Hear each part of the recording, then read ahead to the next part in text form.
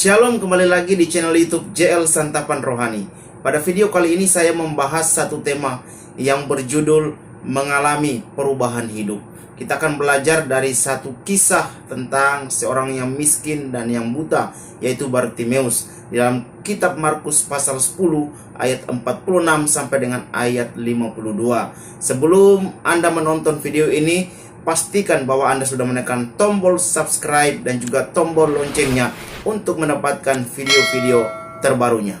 Di dalam kitab Markus pasal 10 ayat 46 sampai ayat 52, di situ dikatakan, lalu tibalah Yesus dan murid-muridnya di Yeriko, dan ketika Yesus keluar dari Yeriko bersama-sama dengan murid-muridnya dan orang banyak yang berbondong-bondong, ada seorang pengemis yang buta bernama Bartimeus, anak Timeus, duduk di pinggir jalan. Ketika didengarnya bahwa itu adalah Yesus orang Nazaret, mulailah ia berseru, "Yesus, anak Daud, kasihanilah aku." Banyak orang menegurnya supaya ia diam. Namun semakin keras ia berseru, "Anak Daud, kasihanilah aku." Lalu Yesus berhenti dan berkata, "Panggillah dia."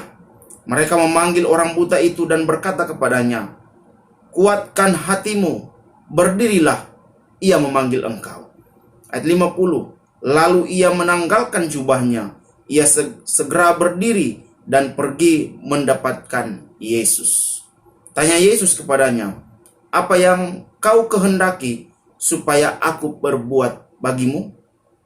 Jawab orang buta itu, "Rabuni, supaya aku dapat melihat." Lalu kata Yesus kepadanya, "Pergilah, imanmulah yang menyelamatkan engkau." Pada saat itu juga ia melihat, lalu ia mengikuti Yesus dalam perjalanannya. Lewat kebenaran firman Tuhan ini kita akan belajar 4 tips untuk kita mengalami perubahan hidup. Sekali lagi, 4 tips untuk kita mengalami perubahan hidup. Yang pertama, harus punya kerinduan. Di dalam ayat 46, di situ kita melihat ketika Bartimeus mendengar bahwa Yesus dan murid-muridnya datang di kota Yeriko, maka dia terus memanggil Yesus. Dalam ayat 47, "Yesus anak Daud, kasihanilah aku." Menunjukkan bahwa Bartimeus punya kerinduan yang sangat besar untuk mengalami kesembuhan. Kerinduan itu akan menarik kita untuk melihat apa yang tidak nyata menjadi nyata. Bartimeus mampu melihat karena dia punya kerinduan untuk datang kepada Tuhan Yesus. Kemudian kerinduan juga dapat diartikan sebagai mimpi atau visi ke depan. Kerinduan juga itu akan membawa kita untuk terus menanti-nantikan kapan waktunya kita untuk supaya kita mengalami perjumpaan dengan Tuhan. Seperti seorang wanita yang 12 tahun mengalami pendarahan. Dia terus menanti-nantikan waktu di mana Yesus datang di tempat di mana dia tinggal. Ketika dia mendengar Yesus lewat, dia terus berusaha untuk bertemu dengan Yesus sampai dia memiliki iman. Biar hanya memegang jubahnya, aku akan sembuh. Milikilah kerinduan yang sangat besar untuk mengalami suatu perubahan. Yang kedua, kita harus berani melihat dan memanfaatkan peluang.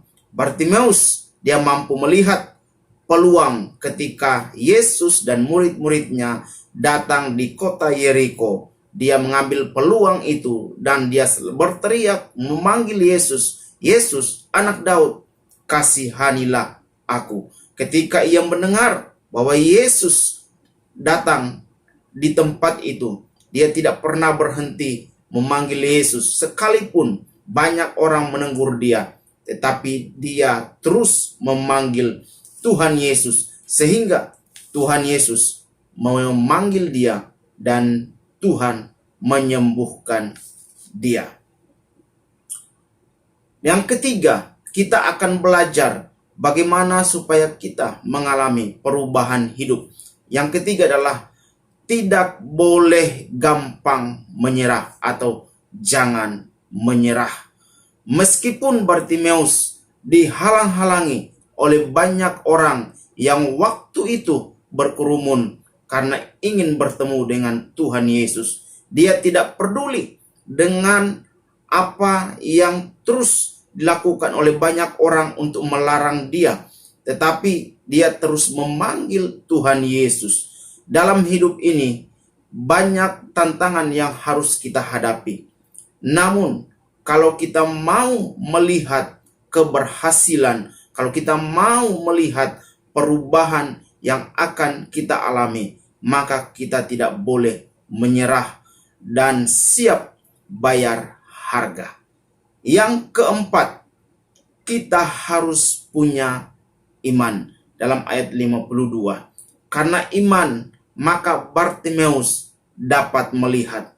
Yesus mau agar iman mengambil peran penting dalam kehidupan setiap anak-anaknya. Dengan iman, kita akan mampu menjalani hidup ini dengan penuh syukur dan keyakinan. Dengan iman, hidup kita akan lebih bergairah, dan juga di dalam iman ada pengharapan untuk hari ini dan masa depan yang baik dan lebih indah. Amin.